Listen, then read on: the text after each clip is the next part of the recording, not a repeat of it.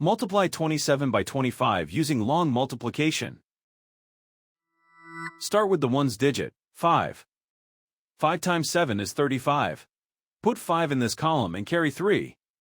5 times 2 plus the carried 3 is 13. The first partial product is 135.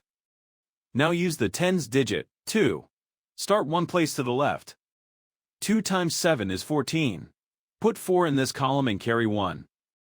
2 times 2 plus the carried 1 is 5. The second partial product is 540. Now add the partial products, working from right to left. In the ones column, 5 plus 0 is 5. In the tens column, 3 plus 4 is 7.